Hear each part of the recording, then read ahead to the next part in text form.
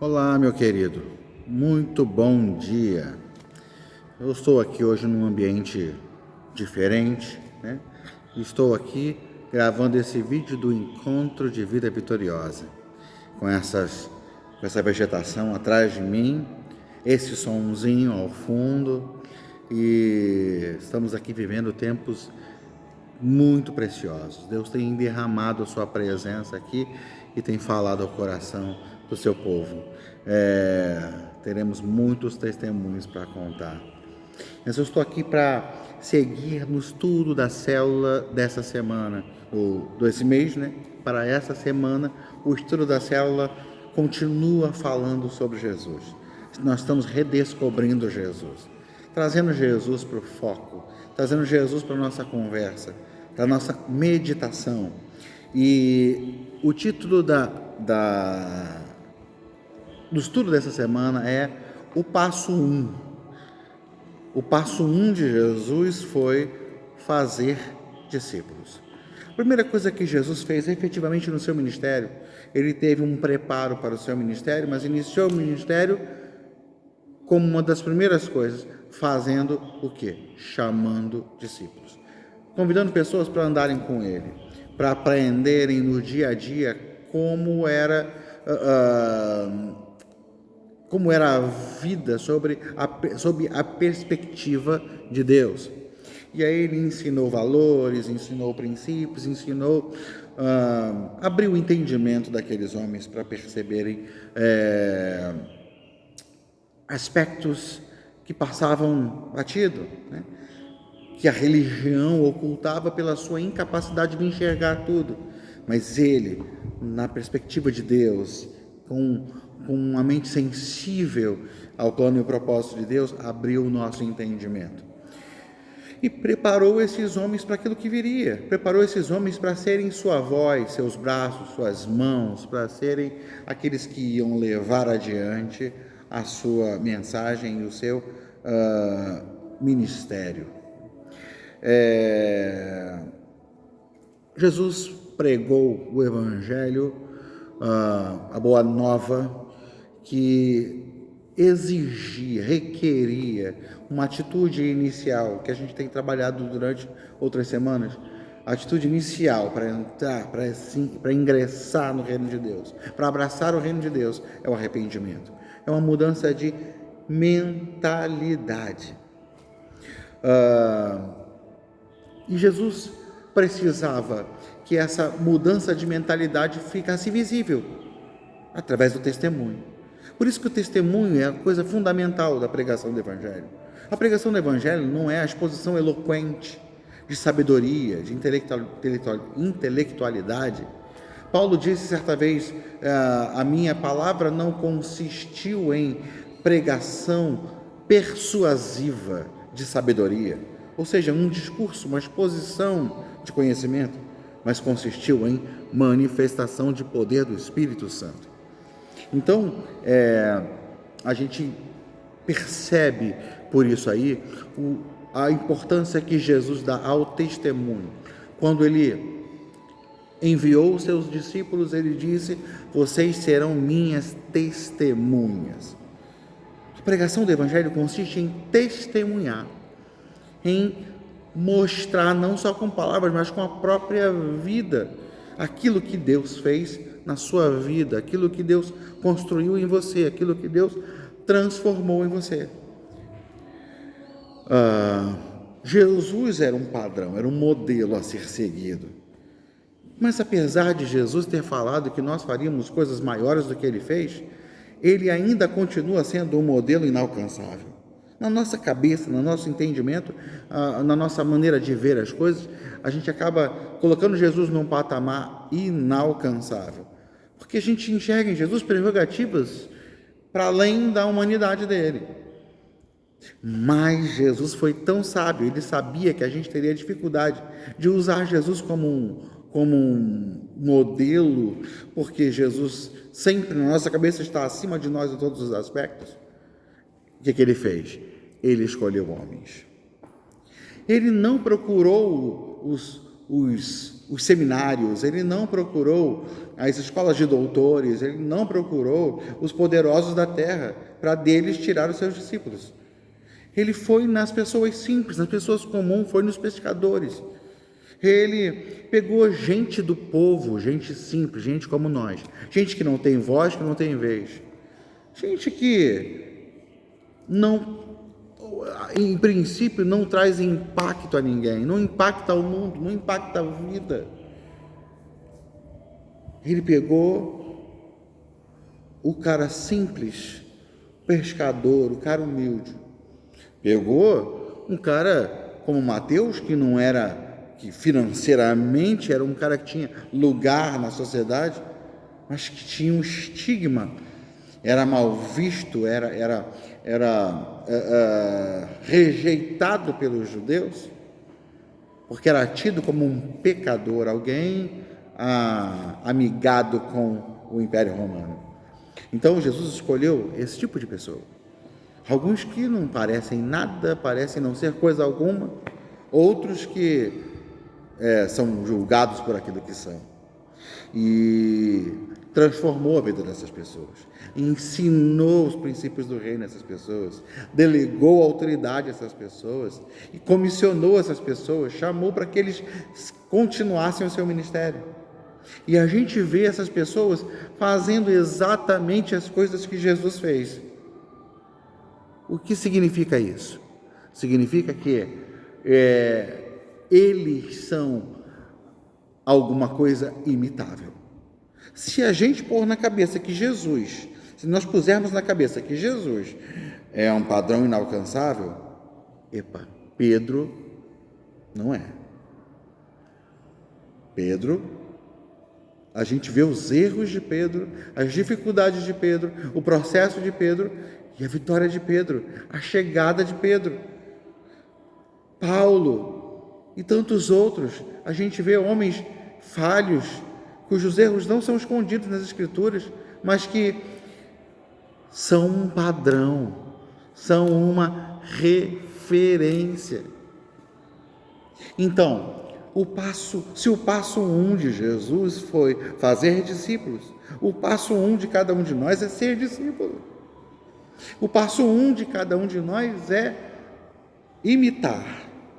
O passo de cada um de nós, o passo primeiro de cada um de nós é fazer igual, é olhar e repetir, é olhar para os padrões e seguir os padrões, é olhar para as referências e seguir e imitar as referências, porque é o jeito de fazer igreja. Jesus disse: ide, fazei discípulos de todas as nações. Como se faz discípulos? Ele segue no texto: ensinando-as a guardar tudo que eu vos tenho mandado. Então, o passo 1 é fazer discípulos, mas para fazer discípulos, antes eu preciso ser um discípulo. Eu preciso imitar e me tornar imitável. Naquilo que eu imito, eu sou imitável. Naquilo que eu me pareço, naquilo que eu sou semelhante, eu inspiro, eu ensino, eu mostro, eu aponto, eu direciono as pessoas. Se nós lermos o texto de Marcos, no capítulo 1, e nós estamos nesse mês todo só no capítulo 1 de Marcos, hein? Nós lemos o livro de Marcos, no capítulo 1, nos versos 14 a 20, ele vai mostrar aqui para a gente. Depois que João foi preso, Jesus foi para a Galiléia proclamando as boas novas de Deus. O tempo é chegado, dizia ele. O reino de Deus está próximo. Arrependam-se e creiam nas boas novas. Andando à beira do caminho da Galiléia, Jesus viu Simão e seu irmão André lançando redes ao mar, pois eram pescadores. E disse Jesus: sigam-me e eu os farei pescadores de homens. No mesmo instante, eles deixaram as suas redes e o seguiram. Indo um pouco mais adiante, viu num barco Tiago, filho de Zebedeu, e João, seu irmão, preparando as suas redes. Logo os chamou e eles o seguiram, deixando seu pai Zebedeu com os empregados do barco. Veja, Jesus, como seu passo primeiro, ministerialmente falando, foi atrás de homens que ele pudesse treinar, foi atrás de discípulos e encontrou homens que não estavam à toa. Que coisa interessante, eles não estavam parados, não estavam sem fazer coisa alguma, eles estavam trabalhando. E isso é um desafio para nós, que muitas vezes temos um trabalho ou atividades da vida como um impedimento para se dedicar à obra de Deus, se dedicar à vontade de Deus, se dedicar a um relacionamento com Deus. O trabalho não foi um impedimento para esses homens. A Bíblia fala que eles foram imediatamente, no mesmo instante. Jesus os chamou e eles largaram tudo e seguiram a Jesus. Jesus nos chama para fazer discípulos, mas precisamos primeiro ser discípulos. Precisamos imitar a dedicação de Jesus, porque os discípulos imitaram a dedicação dele. Então nós vamos imitar a dedicação dos discípulos. E os discípulos que em meio à história da igreja, ao longo dos séculos, foram demonstrando a mesma atitude de compromisso com Deus e com sua palavra, com Deus e com sua vontade. Então, nós temos aí essa prática, essa vivência, esse estilo de vida que é a vida no discipulado.